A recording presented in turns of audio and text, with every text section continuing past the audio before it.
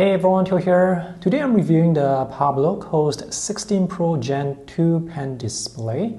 First of all, a disclaimer, this is a review unit provided by the company, and in this video I'll just present to you my findings so that you can decide whether this is worth the money. At the time of making this video, the price of this pen display is US $399. The price may vary depending on whether there is any promotion, and the price may or may not include free shipping depending on your location. This video review is going to be quite long, so if you want to save time, you can actually check out the text review that I have already written. The link is in the video description below. Or you can use the timestamps provided to jump to different sections of the video. As usual, let me give you the bottom line up front. This is a beautiful pen display. The display size is 15.6 inch. The resolution is 1080p. It's quite thin and comes with a matte textured screen protector that has more texture compared to other pen displays that I have tested. This pen display is not a touch screen. Initial activation force is quite low, but you still have to press down slightly to get a line. And if we zoom in, you can see there is slight wobble and jitter with the slow diagonal line. However, when you're actually drawing, you don't really see the wobble or jitter.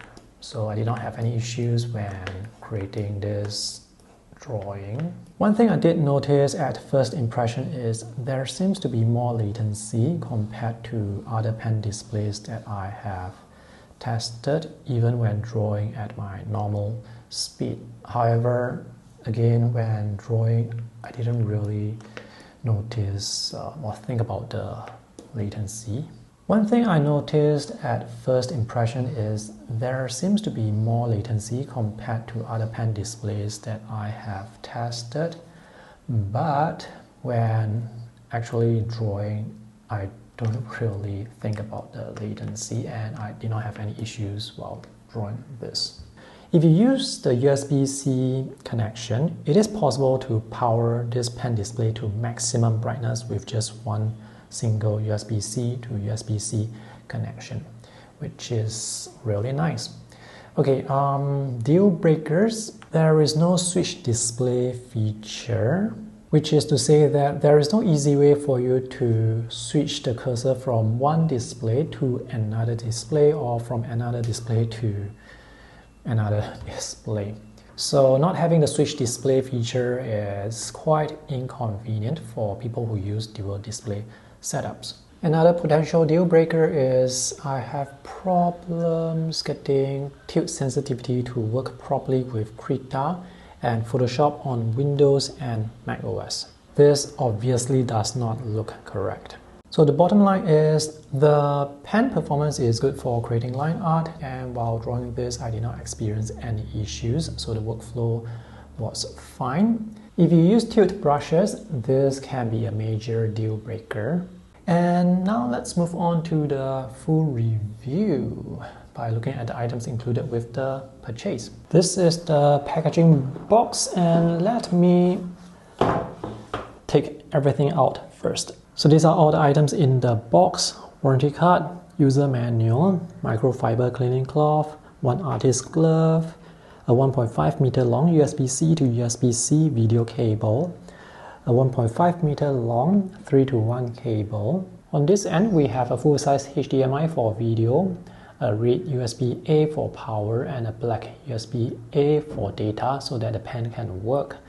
And at the other end, we have one USB-C connector that goes to the pen display. And this is a power extension cable for the red USB-A. I counted 8 replacement pen tips, and there is one pen tip remover. This is the pen case that seems to be made with PU leather. This is the Parblo S01 pen that supports tilt and pressure sensitivity. This pen is not powered by battery, so no charging is required. There is a huge silicone grip here, which is quite comfortable to hold. And even though everything is made with plastic, the build quality is solid enough. The back can be unscrewed, and inside you can keep 3 replacement pen tips. And this metal ring here can be removed, and this is actually a pen tip remover. So this is a pretty smart and convenient design. The two side buttons are customizable and they have firm clicks. So this is the USB-C connector with this extension here, and notice there is a small groove which is designed to fit a guide inside the port, which is to say that even if you can find a third-party USB-C video cable that can fit here, without the groove you will not be able to push this all the way in. So the downside is if you need a replacement cable, you will have to buy one from Parblo. And the upside is this design is more secure, so it's less likely for you to damage the cable. Let's talk about connection. Now this pen display may be very thin, but it's actually not really a tablet because there is no built-in battery and there is no OS. So this is actually a monitor, and since it's a monitor, you have to connect it to a computer in order to use it. So right now I have connected the pen display using a single USB-C to USB-C video cable to my MacBook Pro.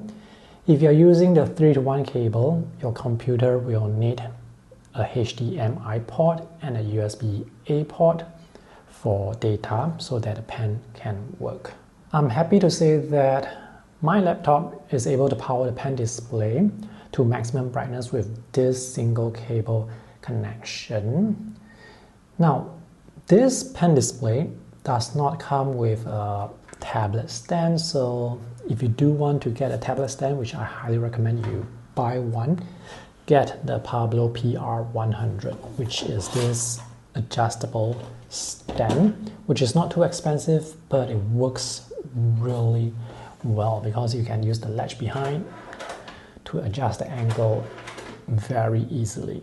Let's talk about the design of this pen display, which looks beautiful. This is a clean and simple design. The pen display actually comes with a very glossy protective film on top of the matte screen protector, and there are some instructions on how you can connect the pen display to your computer. When you peel off the protective film, make sure you do not peel off the matte screen protector. The surface of the pen display should be matte. It should not be glossy. So this is how the pen display looks, and it's a clean and simple design. And this is the matte screen protector with anti-glare. The bezels are not too thick. The thickness is about the size of my thumb. At the top, the sides are slightly thicker at the bottom, and we have the Parblo logo at the bottom. On the back, we have matte textured metal. There are 4 rubber feet, and this feels really nice. And notice the tapered or beveled sides here. They allow you to pick up the pen display from the table very easily. On the left side, there is the power button, and this is the directional toggle with push button for the OSD. On the right side, there are 2 USB-C ports which are recessed quite deep into the body. They are labeled, now this one is labeled HDMI because this has to be used with the 3-to-1 cable. And this is labeled Type-C, and this can be used with a USB-C to USB-C video cable. The build quality is quite solid. The bezels are thick but not too thick. The bezel is about as thick as my thumb. It's quite uniform. It's about the same thickness at the top, the sides slightly thicker at the bottom, and there you can see the Parblo logo. This is not a touch screen. The resolution is 1920 by 1080p. And this is the anti-glare of the matte screen protector, which you can see is actually quite aggressive, as in when it diffuses the light, it will create this white haze that can be quite glaring. And today is a cloudy day, so it's not that glaring yet, but if it's a sunny day and you have reflections on the display, it is going to be glaring. Which is to say that as long as you do not have reflections on the display, this is going to look alright. And this is how the back looks. This is matte textured metal. Build quality is solid. There are 4 rubber feet with good grip on the table. And yeah, everything looks fine. To access the OSD, you just press the directional toggle button here, and you can press in to enter and press up and down or move up and down across the navigation manual, and press again to enter and use the up and down to adjust the settings, and press the power button to go back and back. So these are the settings you can adjust: backlight, brightness, contrast, sharpness, dynamic contrast ratio, color effect, noise reduction, color temperature, gamma, hue. There is HDR, sleep mode, language, menu time, which I will probably want to set to 30 seconds. Anyway, you can press back to go back or exit the menu. And here you can choose the input source. And now let's calibrate the pen display to see how color accurate this is. By the way, if you are drawing power from a laptop, this pen display is going to drain the laptop battery quite quickly. So it's best to connect the laptop to power source. I measured a maximum brightness of 185 nits, but you can't actually get the maximum brightness because to do so will mean you have to increase the backlight to 100% and the brightness to 100%. And with these two at 100%, it's going to affect contrast. So right now I only have backlight at 100 and brightness at 50. And I don't know the difference between backlight and brightness because they both affect brightness, but one will affect contrast more. So with backlight at 100% and brightness at 50%, I measured a maximum brightness of 151 nits. So with color calibration, I measured color support for 100% sRGB, 81% NTSC, 83% OWRGB, and 92% P3. So this pen display is essentially a 100% sRGB display. And maximum brightness is 180 nits, but right now I'm using it at around 150 to 152 nits. Now, out of the box, the colors of this pen display does look good, and before and after calibration, I noticed minimal color shift. So if the colors look good out of the box, then you may not need to color calibrate this, especially for people who do not have a color calibrator. With 1080p resolution on a 15.6-inch display size, there will be slight pixelation, but it's not too bad. This is still very usable to me. Now, all matte textured surfaces will introduce some grain, color noise, or anti-glare sparkle.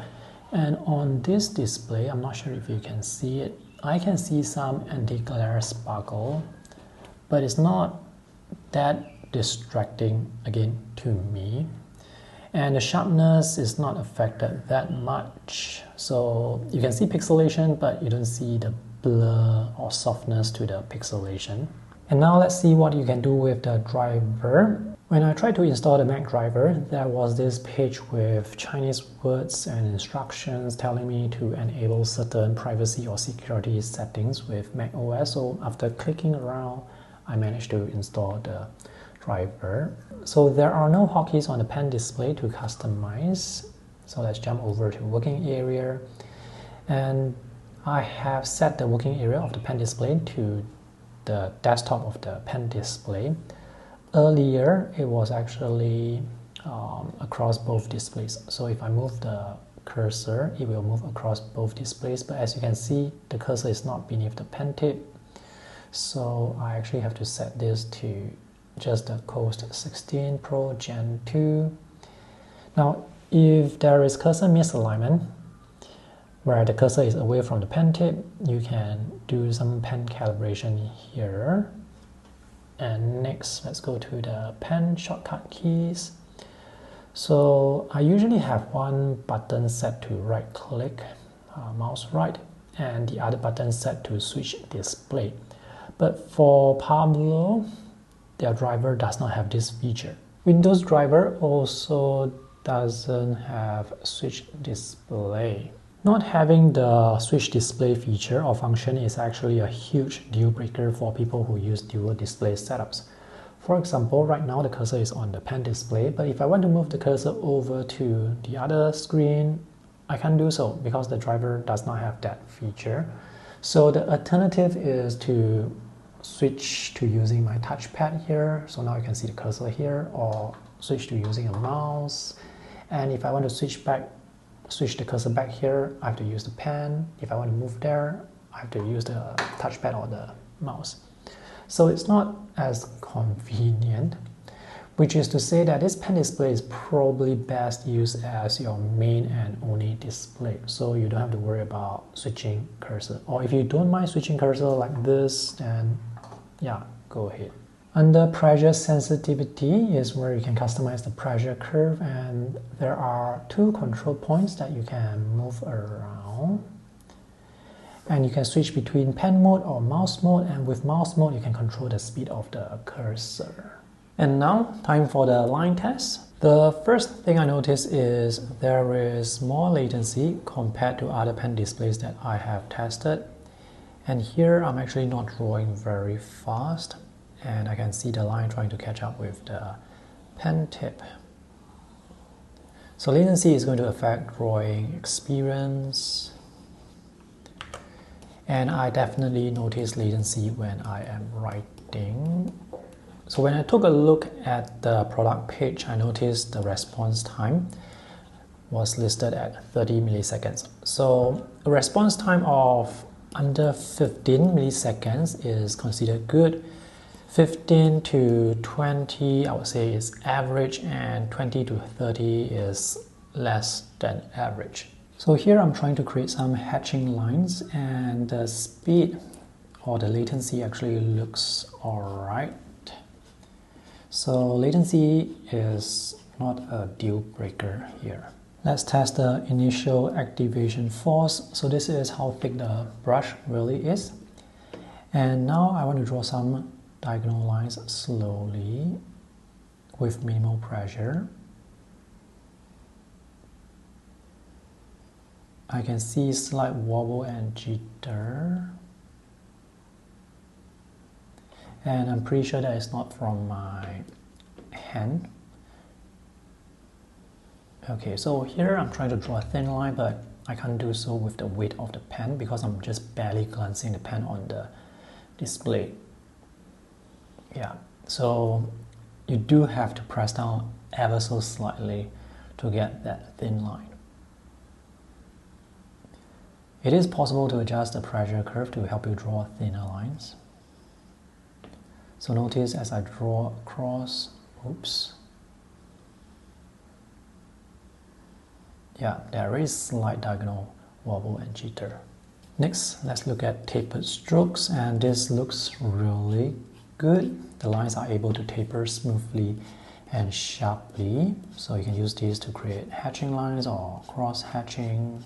Sometimes you may not need to worry too much about the diagonal line wobble or jitter which shows up during the line test, because when you're actually making a drawing, sometimes you don't see that. Next, let's look at transition from thin to thick line and back to thin. There is actually a line break here because I did not press down hard enough, but the pen tip was actually still in contact with the display.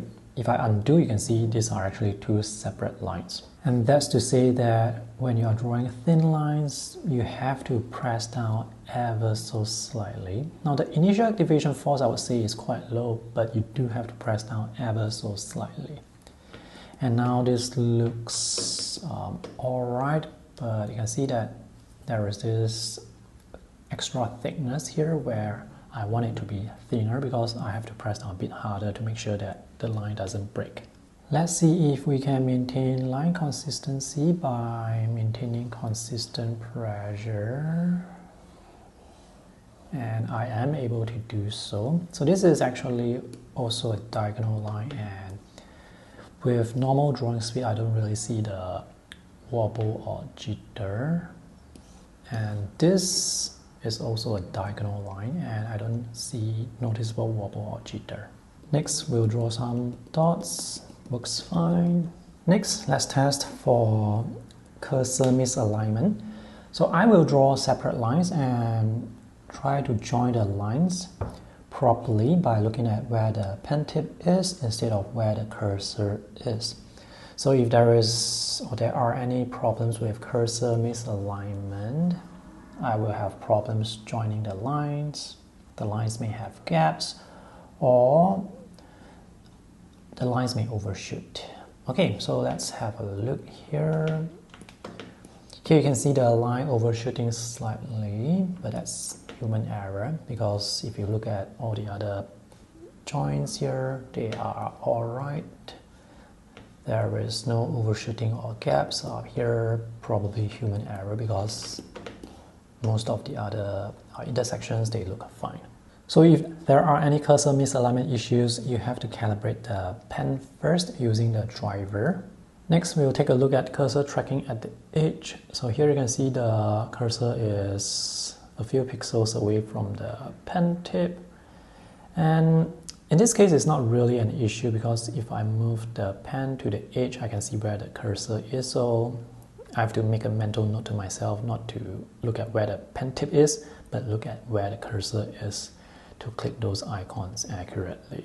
And now let's see if there are any cursor tracking issues away from the edge, like in the drawing area.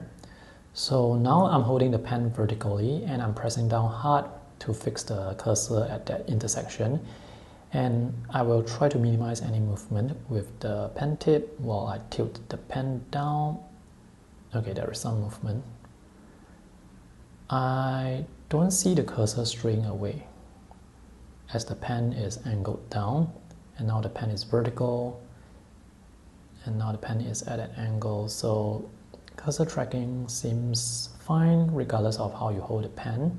I am right-handed, and now at the right edge I can see the cursor stray a few pixels away from the pen tip to the right side, which you probably cannot see.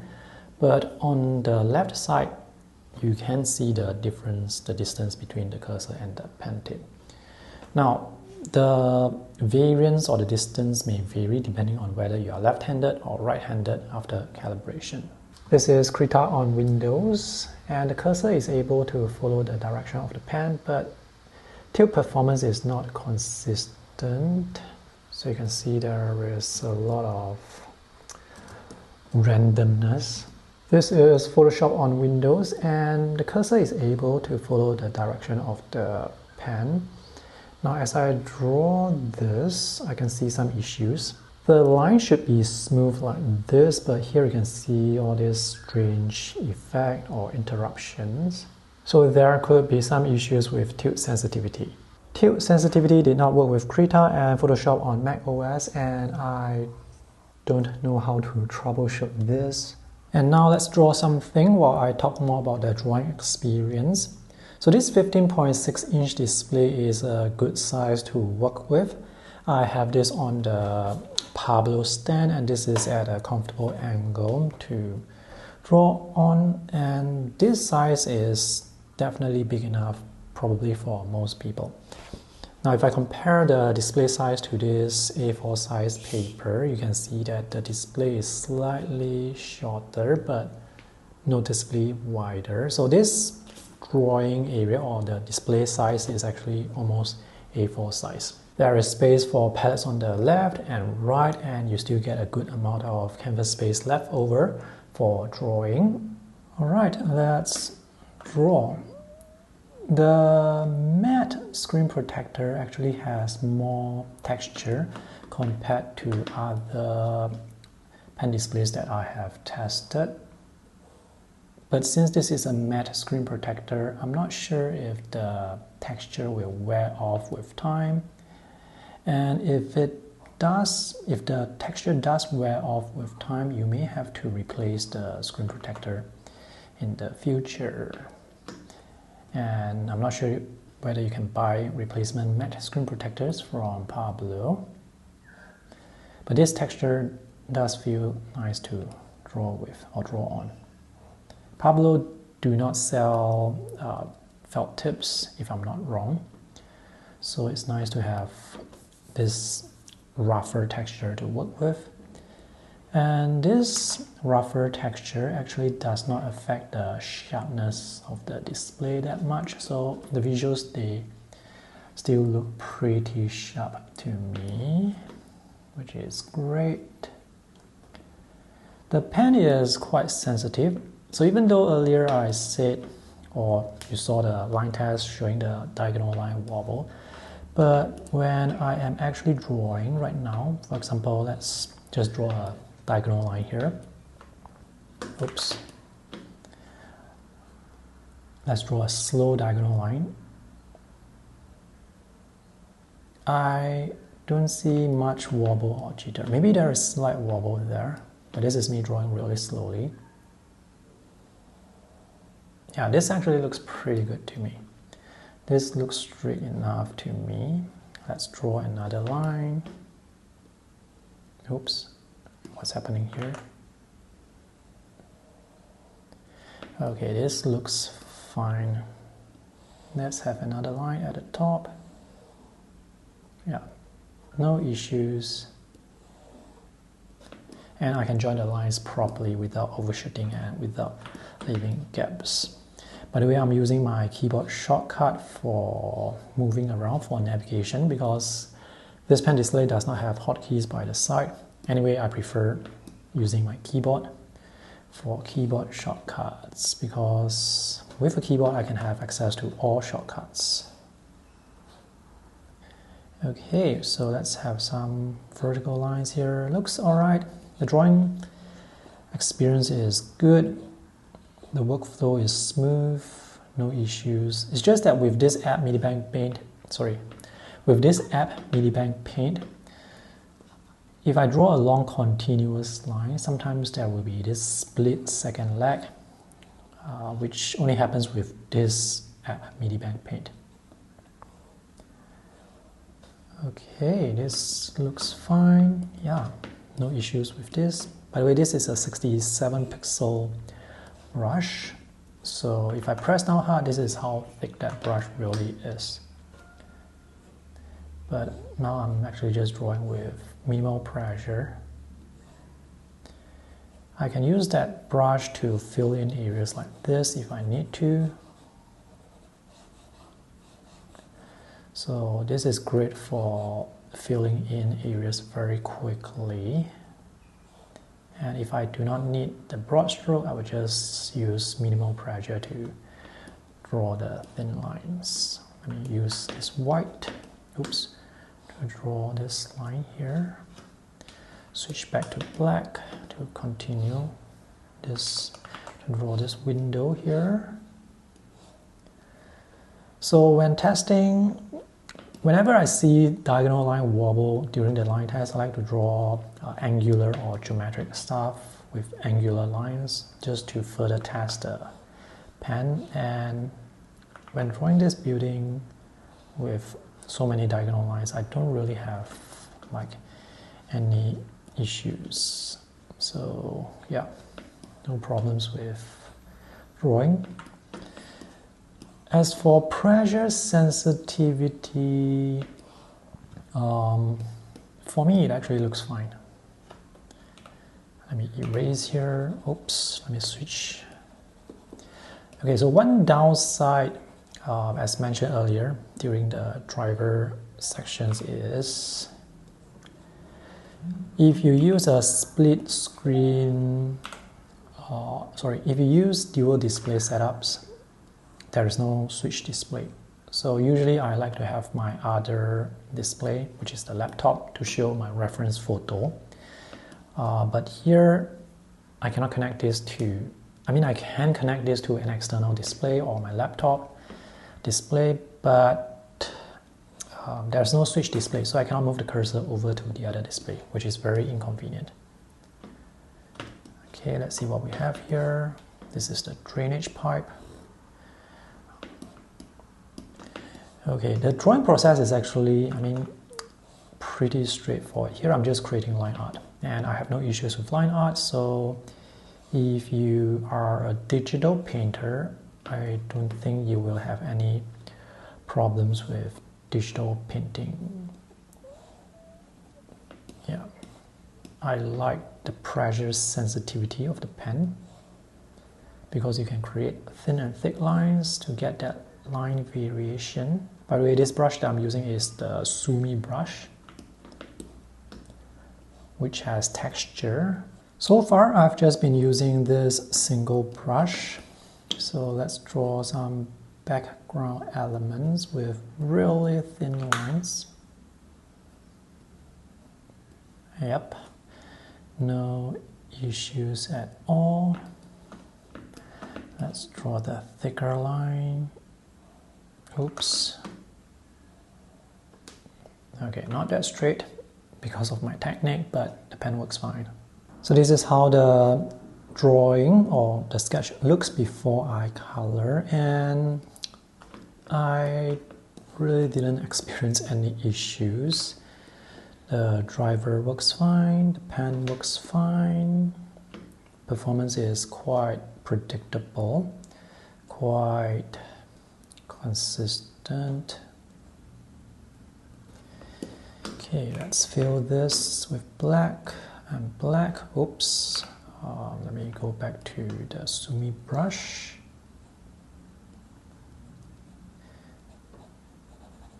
Okay, let's have some posters or signs. I certainly do not have any issues with the latency. In fact, when I'm drawing this, I didn't think about the latency at all. If you're looking for latency, yes, you will find latency. Alright, let's color this. I hope I have joined the lines properly.